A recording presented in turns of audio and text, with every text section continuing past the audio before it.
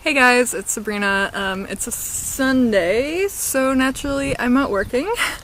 And since it's the spring, I figured I would take you on a tour of my tiny little farm. For those of you who don't know, I have a tiny farm on Bainbridge Island in Washington State called Sun and Bee Farm. I grow a selection of lettuces, interesting greens, some Asian greens, radishes, beets, herbs that I sell bulk, fresh, and use in my own salves and balms and tinctures and whatnot. And this year I'm experimenting with dried flower bouquets, wreaths, dried corn, and dried beans. So I've grown, I think, with the field space I'm about to show you, I'll be tripling in size from last year.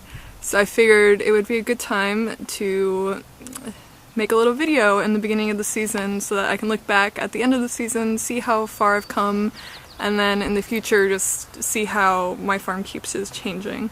So I'll show you some future field space that still, it needs to be plowed under and set and fertilized, and I'll show you what I have in the prop house waiting to go in the ground, and then one of my little beds. It's teeny and so cute. I'll show you some of the stuff I'm doing, some plans I have for this year, and what I have started already. So I hope you enjoy, and welcome to my farm! Alright, so here is the first zone. That stuff on the right over there is not mine, that's a friend. We're sharing this field from our shared farm mentor. There's going to be about 5 beds in here, so each bed is about 3 feet by 200 feet, whatever that is. I haven't done the math yet.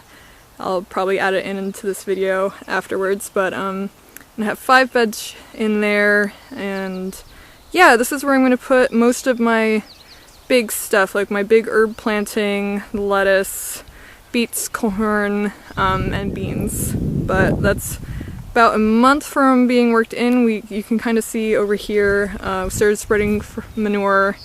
That still needs to be plowed in and then disked and blah blah blah, because this field has been mostly fallow for the last 2 years. So onward to the prop house. And naturally, the first thing I see when I come in the door is all the seeds I left in here from my big seeding yesterday. A+, go me. Alright, so this prop house I think is 15 feet long. We have about 4 tables in it, electrical outlets for heat mats, for things like peppers, and it's shared by 3 of us, so 3 farms. Myself, Laughing Crow Farm, and Local Color Fiber Studio. And I'm really grateful to have this space because I don't have money for my own prop house. Yeah, so I have all of my flats in a little corner. Luckily, with one of the last succession plantings of brassicas for Laughing Crow Farm, I got more space on a table so my little babies aren't under a table and not getting maximum light. So it's really happy, so we can head over there and take a peek at what I've got going on right now. Alright, so starting over here, these are some mugworts. I'm growing 3 kinds. Common mugwort, which most of you are probably familiar with, yomogi, which is a Japanese mugwort, and then western mugwort, which is our west coast native species. I did a dumb last time. These should be sprouting, but I first seeded these 3 weeks ago, and then something happened and I threw out what I thought was some bunching onions. Turned out to be my mugwort. They got mislabeled, so I was really upset about that. So I'm reseeding them, and it's great. And these empty flats are what I seeded yesterday, so like have some tomatillos, which is really late, I know. Trip kind of got in my way of planting, and I've been working so much, so I'm trying to get caught up. And I'm also this year, let's hope it stays in focus, growing milkweed to plant. I usually grow a selection of wildflowers for bees, and this year I'm growing milkweed for monarch butterflies. And this unlabeled one, that is my organization system. Unlabeled flats are always lettuce. That's Galice. I'm growing I think 4 varieties of lettuce this year. So it's a nice selection, and then I have some basil and parsley, and then back some like 3 tomato starts because they won't do that great, and Hungarian blue poppies for seeds, so good, oh my gosh. Those are gonna go in the ground today, and then a big old flat of calendula. And I'm gonna seed another one because I want to sell these to people because they're amazing. And then over here is some of my older stuff, and I hope that's in focus. Sorry if it's not. Oops. Ooh, okay. So I have 2 successions. Oh wait, nope. This is Amish speckled butterhead, which people really love. It's tasty lettuce. And then something new to me, if I can find the label. There we go. Tokyo Becana. It's a delicious sounding Napa, like loose head Napa. And then I have some Gospel Swamp Loofah, which are seeds I saved from a farm I worked at in California. Some melons, lemon cucumbers, green zucchinis. In the back are some flowers for drying bachelor's buttons and status. Those will go in my dried bouquets. And then some herbs over here. In that back corner is looking amazing. Those are chamomiles. I'll be potting those up soon. And then looking not so great over there is some mountain arnica, or meadow arnica I mean. In front I have Korean mint, which I actually have a couple plants that overwintered really well. And then Moldavian balm, which is some more stuff I saved seed from, which I'm really happy with. Seed saving is really important. It's something I want to do more of this year. And then here I have more herbs and a pepper, aje limon pepper. Reseeded that. Hibiscus from seed I saved in California. And then Vana, Rama, and Kapoor Tulsi. I have like 2 plants for the Rama and Vana Tulsi, and I'm gonna treasure them forever. They're just not germinating. I'm really sad.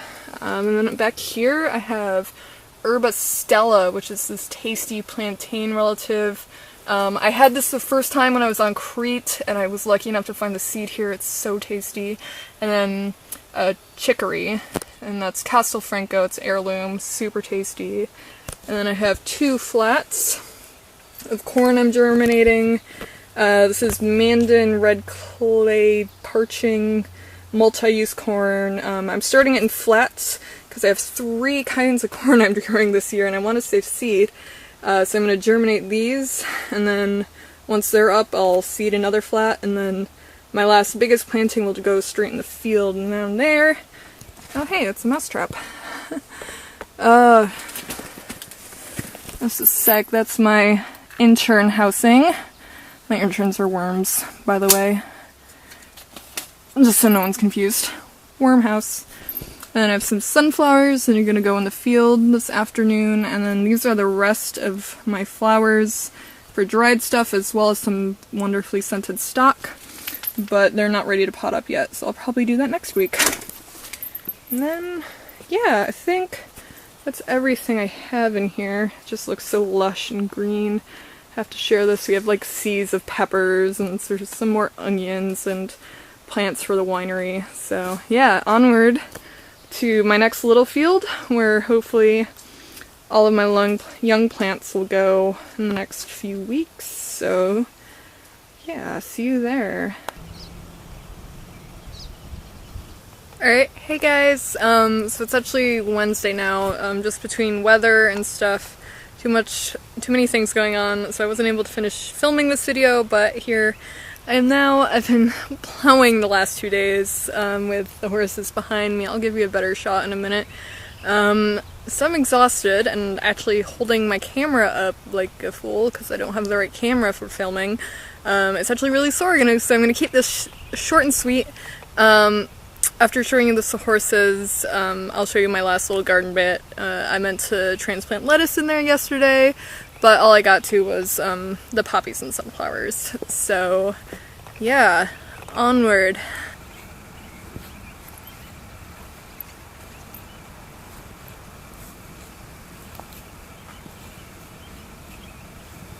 Alright, so these 2 are, that's Abby. And then over here is Red. They're Suffolk Punch, sisters. Pretty awesome to work with. Sometimes a royal pain in the butt, but whatever, it's totally worth it.